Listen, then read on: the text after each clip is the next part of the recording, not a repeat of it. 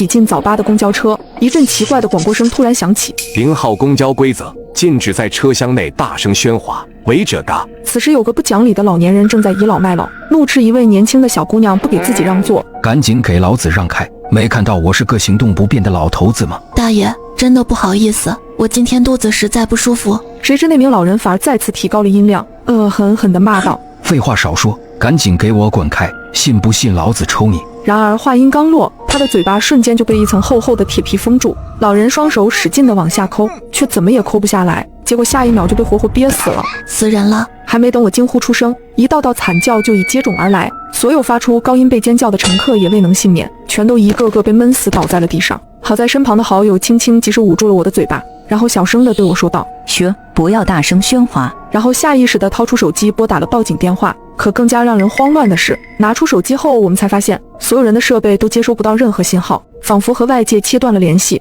司机呢？为什么出了这么大的事还不停车？可当我们走过去才发现，面对这么血腥的场面，司机竟毫无反应，平静无比地紧握着方向盘，踩着油门向前开去。更加诡异的是，挡风玻璃外面根本不是我们熟悉的市区，所有的高楼和车辆全部消失不见，只有一条白茫茫的长路被阴云笼罩，一眼看不到尽头。这时诡异的广播声再次响起：欢迎来到0号公交，若想活命，请按规则行事。车里一片死寂，每个人都屏住了呼吸，仔细倾听诡异的公交规则。1. 本班公交不会在中途站点停车，更不会开门，试图自行离开者嘎。2.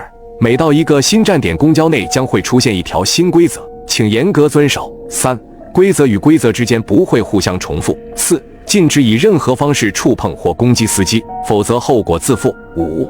本路线共有4站，存活到最后方能安全离开。很遗憾，首发站死亡乘客21人，目前存活37人。请注意，前方到达第2站，新规则诞生。20秒后，请所有乘客抓紧吊环，保持悬空，凡触碰其他物体者嘎。第2条规则显然是对我们体力和耐力的考验。吊环挂在高处，在空中悬挂到下一站，大概有10分钟左右的时间，无疑是一份漫长的煎熬，尤其是对我们这些长期缺乏锻炼的上班族来说。于是我揉了揉手腕，在脑海中不停构思着动作和姿势，试图想到最省力的一种。可正在我摩拳擦掌的时候，身旁的小美却突然脸色一变，催促我们加快速度，快爬上去，先抢一个再说。听到她的话，我先是一愣，但扭头扫视整个车厢之后，我瞬间读懂了她的意思。整个公交里零零散散仅有20多根吊环，而车厢里的活人足足有37个，根本不够用。想到这里，我急忙伸手跳跃，再也管不了用什么姿势，匆匆挂起。不到10秒的功夫，吊环便陆陆续续挂满了人。眼看时间将要截止，